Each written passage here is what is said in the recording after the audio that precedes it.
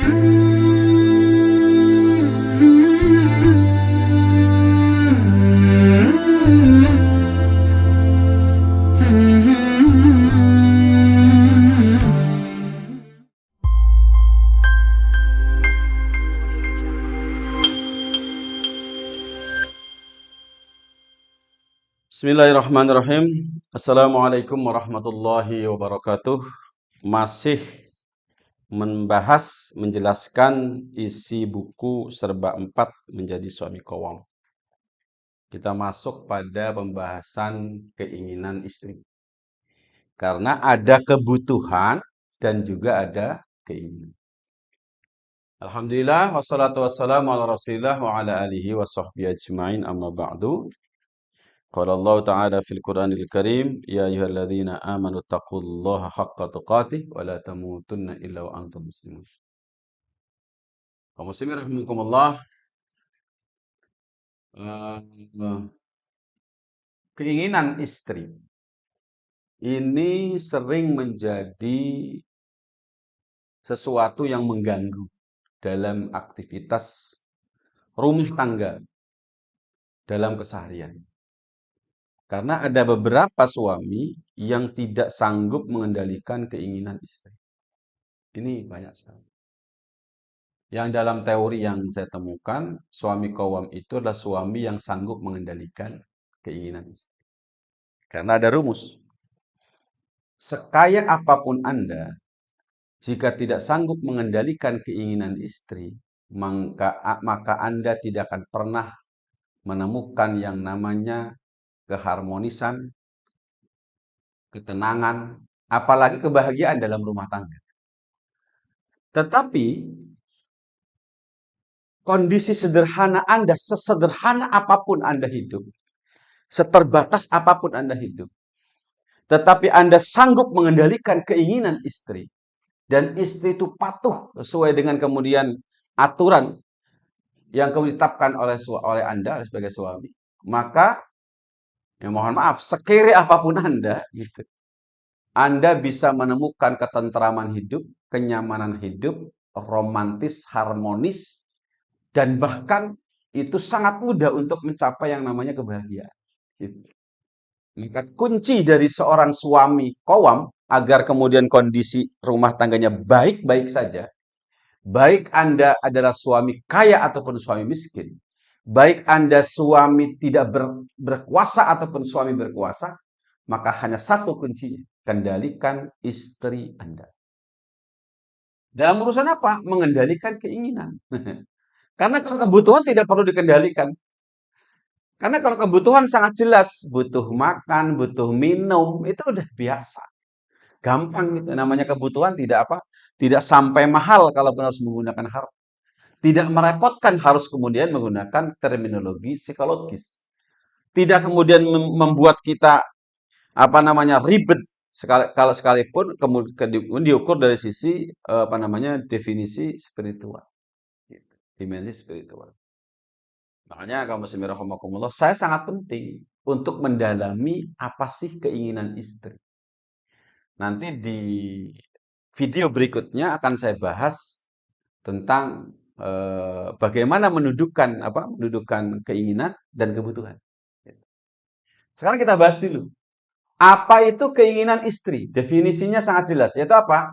Suatu hasrat mengalami dan memiliki yang jika tidak terpenuhi, tidak mempengaruhi kelangsungan hidup, atau tidak berbahaya besar dan tidak menimbulkan kematian. Jadi, kira-kira begitu. Ya, contoh gitu. Beli tas mewah itu tidak menimbulkan kematian. Tidak menimbulkan kematian. Tidak punya selimut mahal itu tidak mengakibatkan orang kedinginan. Karena ada selimut yang standar yang bisa mencukupi orang untuk hangat. Gitu. Tidak memiliki baju mewah yang harganya wow itu tidak mengakibatkan istri kedinginan. Tidak. Begitu juga tidak memiliki mobil mewah itu tidak berarti tidak bisa pergi dari Jakarta ke Bandung. Karena apa? Dengan mobil yang harga standar juga bisa. Bahkan dengan mobil bis juga bisa. Gitu. Makanya kaum muslimin rahimakumullah, ini sangat penting. Ketika kemudian keinginan menjadi menjadi standar kebahagiaan, ini wassalam, ini wassalam. Jadi ada seorang istri mengatakan, saya tidak bahagia karena keinginan saya tidak terpenuhi. Ini wassalam gitu. Bahkan ada seorang yang menyampaikan kepada saya, Pak Kiai, istri saya minta cerai. Ini kenapa minta cerai? Karena katanya saya tidak becus cari uang. Gitu. Tidak becus cari uang. Saya tahu orang itu gajinya di atas 75 juta. Nah, saya tahu. Tapi dianggap tidak becus oleh seorang istri, nggak bisa cari duit. Nah, ini problematika suami tidak sanggup mengendalikan keinginan istrinya.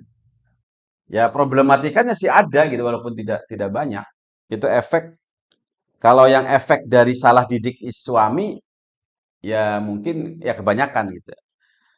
Tapi yang ada sih yang sedikit diantaranya karena memang kebiasaan keluarga itu. Gitu. Makanya saya biasanya langsung mengatakan, dah lepaskan saja istrimu itu.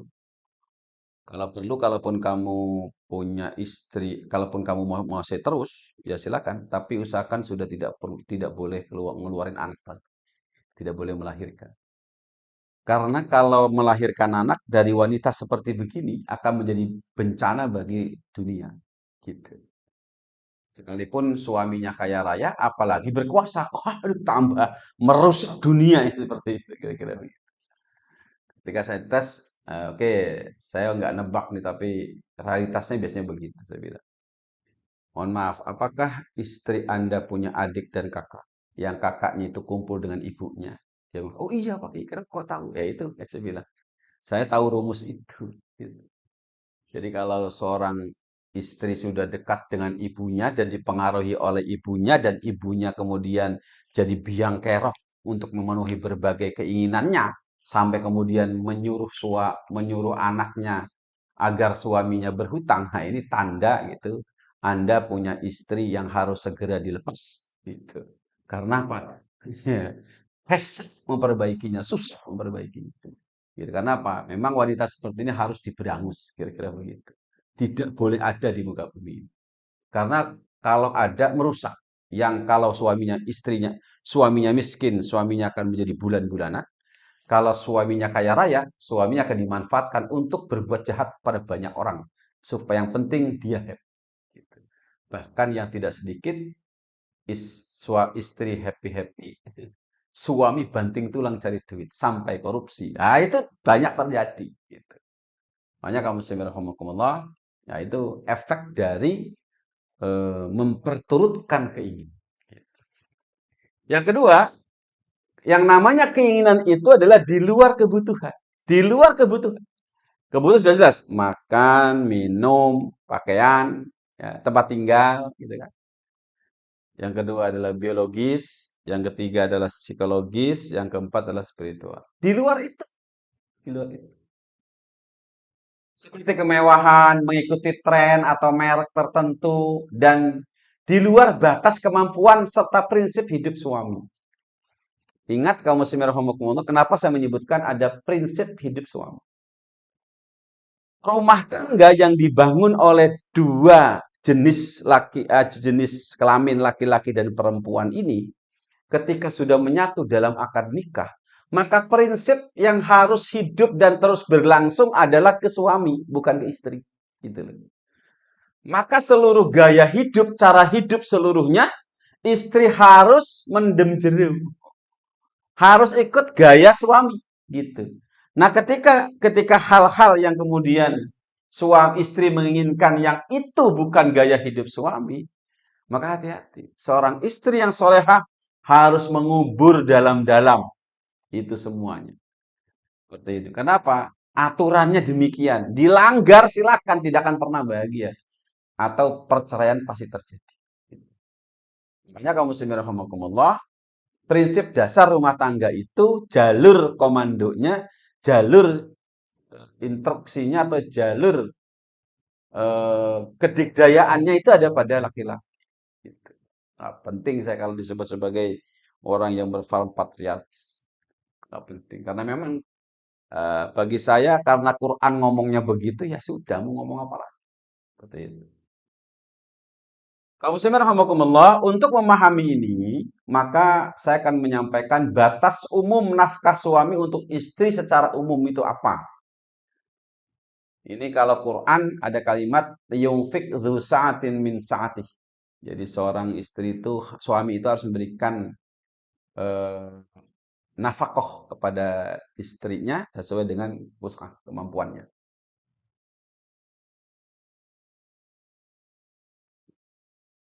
Jadi ala qadri wus'ihi. Ada kemampuan kelonggarannya. Gitu. Seperti itu. Jadi kalau dia kaya, maka ya silahkan. Ya. Hidupnya dengan kekayaan. Gitu kan. Kalau orang miskin cukup hidup dengan 150.000 sehari, itu misalnya. Maka orang kaya mungkin harus 350.000. Gitu. Atau orang miskin cukup dengan 75.000 cukup makan untuk satu hari. Maka orang kaya ya wajar kalau makan misalnya sampai 350.000 sehari. Itu wajar. Gitu. Tergantung fakir dan kaya suami. Ingat ya, apa namanya, nafkah suami itu bukan diukur oleh istri, tapi diukur oleh suami. Keberadaan suami seperti apa? Gitu. Makanya banyak wanita solehah yang kadang-kadang menyesuaikan, harus menyesuaikan keadaan istri suaminya, gitu kan? Atau dia kemudian yang banting tulang cari kerja agar kemudian bisa membantu nafkah suaminya. Gitu. Karena seorang istri itu boleh membiayai hidup rumah tangga itu boleh. Nilainya sedekah. Paling besar pahalanya di sisi Allah Subhanahu wa taala. Makanya saya mengatakan, boleh bolehkah laki-laki kiri menikah dengan istri kaya? Sangat boleh. Sangat boleh. Walaupun perbandingannya tidak boleh dengan Nabi Muhammad dan siapa namanya Bunda Khadijah, nggak boleh.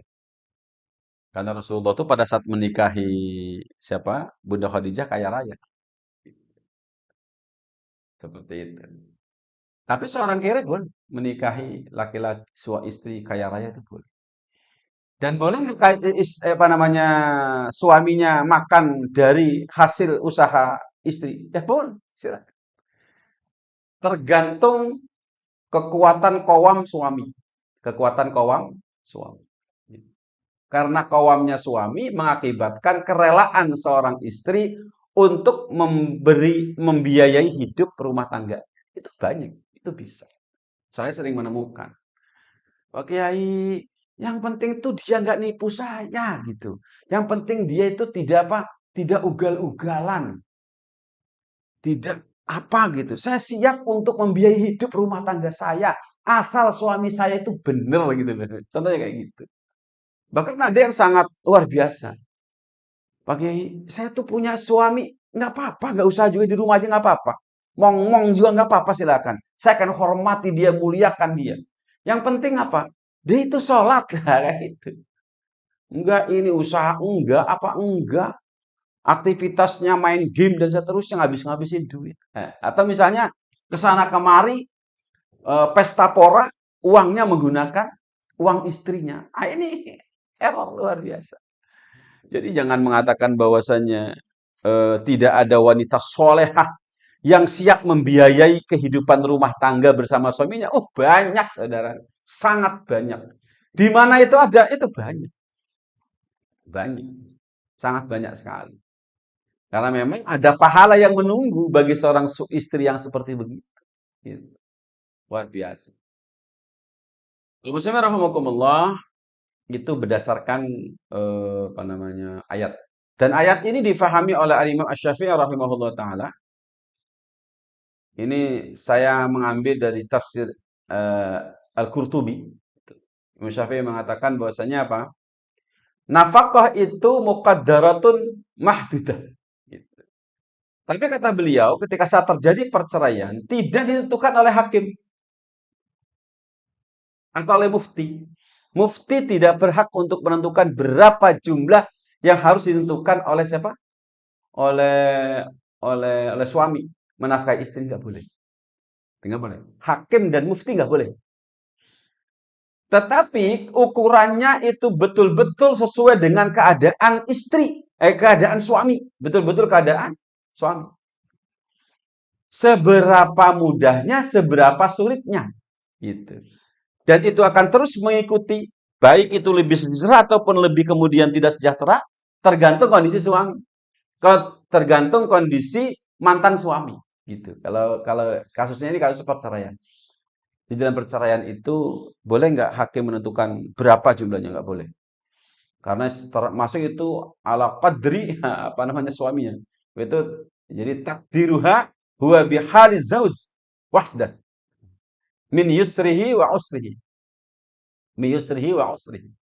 Jadi kayak gitu. Makanya kaum muslimin rahimakumullah, yang namanya nafkah itu betul-betul mutlak urusan suami, besarannya dan juga kebijakannya. Gitu. Termasuk tadi istri yang sudah dilepas. Bismillahirrahmanirrahim.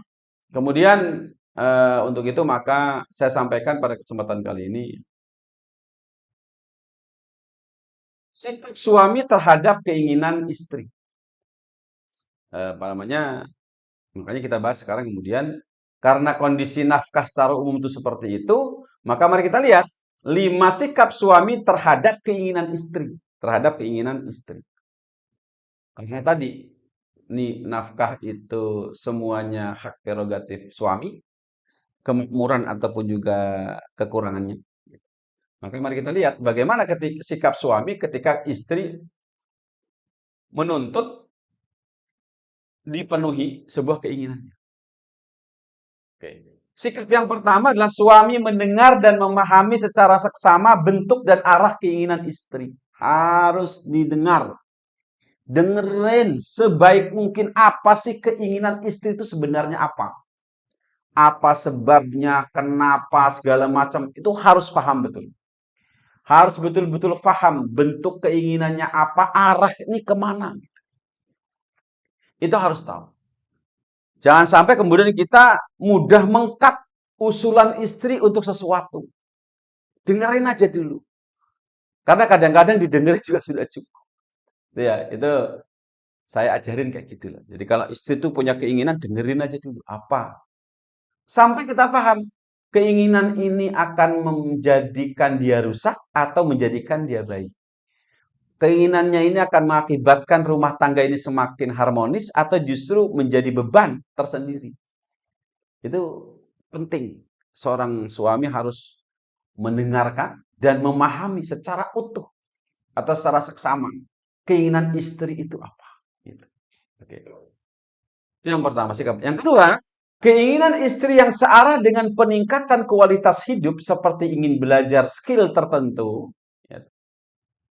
Misalnya pengen bisa bikin donat, pengen kursus bikin ayam geprek, pengen kursus menjahit, pengen kursus apa namanya trika misalnya, atau pengen kursus apa namanya eh, komunikasi apa tuh skill bicara gitu ya, apa namanya itu hal-hal yang produktif gitu. Seperti itu hal-hal yang produktif. Itu meningkat kualitas. Seperti ingin belajar skill tertentu, terus alat dapur yang produktif, lebih produktif gitu. Misalnya seorang istri melihat kok suami saya kok nampaknya nggak ada masalah dengan urusan keuangan. Ah, coba-coba minta saya salah satu alat dapur yang bisa memproduksi roti misalnya. Ya, silakan.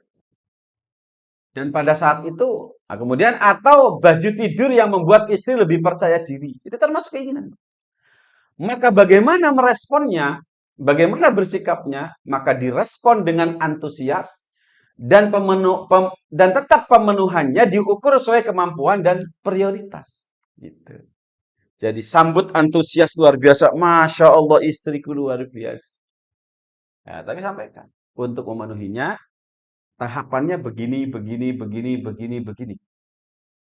Ya betul bahwa keinginan istri tidak semuanya harus dipenuhi, tapi nggak boleh langsung di-cut. Dengerin dulu yang pertama tadi. Yang kedua, kalau keinginan itu mengarah kepada hal-hal yang meningkatkan kualitas hidup, ya silahkan gitu. Misalnya pengen kuliah lagi, pengen apa gitu yang memang suami mampu untuk memenuhinya, kenapa tidak? Dan dia bisa mengatur waktu. Itu silakan. Respon dengan antusias dan pemenuhannya diukur sesuai kemampuan dan prioritas. Bilang saya belum mampu.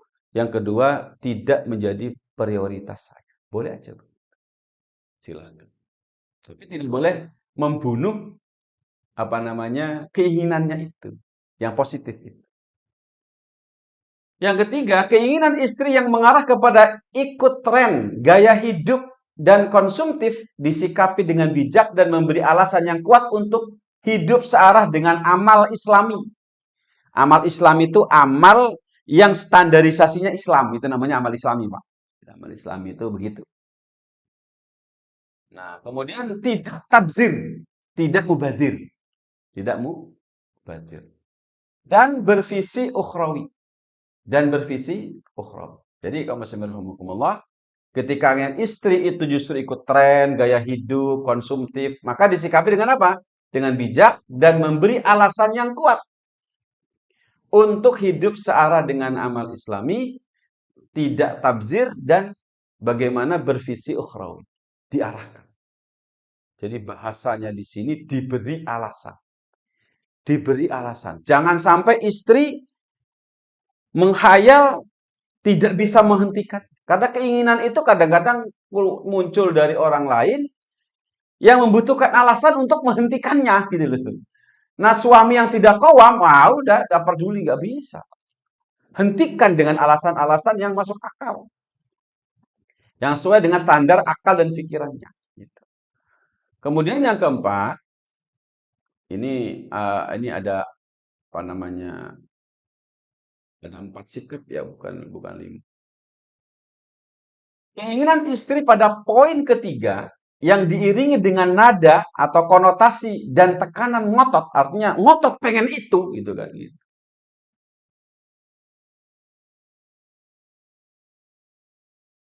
Maka suami wajib mewaspadai sumber keinginan tersebut. Sumbernya apa? Bisa jadi dari sisi kebiasaan keluarga istri di rumah yang tadi itu, kebiasaannya keluarga itu kebiasaannya dikendalikan oleh ibunya, oleh perempuan, terpenuhi oleh determinasi perempuan. Lalu anak perempuannya dijadikan alat untuk memuaskan keinginan ibunya, itu banyak. Gila. Maka waspada. Ini dari mana ini? Ini dari mana? Sumbernya dari mana? Anda harus pada. Kemudian dari keluarga. Kemudian pergaulan istri di masa lalu atau sekarang. Cek pergaulannya dengan siapa. Gitu. So, kita bisa mengantisipasi. Karena kita sangat sayang pada istri kita. Jangan sampai kemudian kita tidak bisa mengarahkannya lebih baik. Kenapa? Kita tidak menutup sumber yang kita tidak tahu sumber yang. Atau pengaruh pergeseran mindset yang mengakibatkan salah cara memilih gaya hidup. Pergeseran mindset itu, Masya Allah, Pak. Sangat cepat, luar biasa. Hati-hati. Nonton drakor, nonton film, itu kemudian ikut grup ini, ikut grup itu bisa merubah mindset seseorang.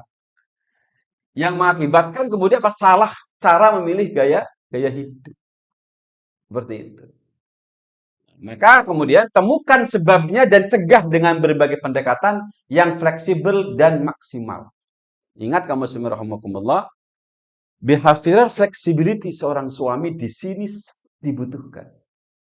Untuk bagaimana kemudian istri tidak terjebak dengan keinginan nafsunya, gitu. Karena pada akhirnya apa? Istri terjebak dengan keinginan nafsunya. Yang seorang suami harus jelas dan tegas. Harus kemudian paham betul bagaimana cara menghentikannya. Jangan sampai suami masa bodoh dan tidak ingin tahu menahu. Toh aku punya uang banyak, gitu, seperti itu. Tapi kalau tiba-tiba kemudian istri ternyata gitu punya hutang miliaran gitu karena salah cara hidup, tiba-tiba ikut judi online, awas alam gitu. Hati-hati gitu. Makanya apa kamu muslimin rahimakumullah? Temukan sebabnya dan cegah dengan berbagai pendekatan yang sangat fleksibel dan maksimal. Maksimal. Tentu tadi itu. Tentu tadi itu. Kajian-kajian saya yang lalu difahami dulu, sepaham pola eh, empat kewajiban dan pola keseimbangannya difahami terus kayak gitu. Ini jadi jangan memahami ceramah saya dalam satu ini. Fahami juga ceramah-ceramah yang lain. Supaya apa? Bisa nyambung. Kira-kira demikian.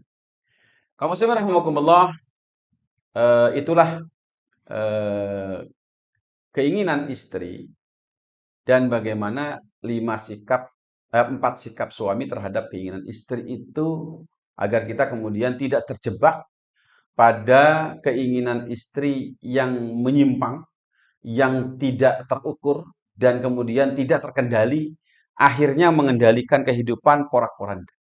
Saya menemukan banyak kasus ini, akhirnya bercerai dan rumah tangganya acak-acakan. Karena apa? Suami tidak punya kemampuan untuk mengendalikan istri.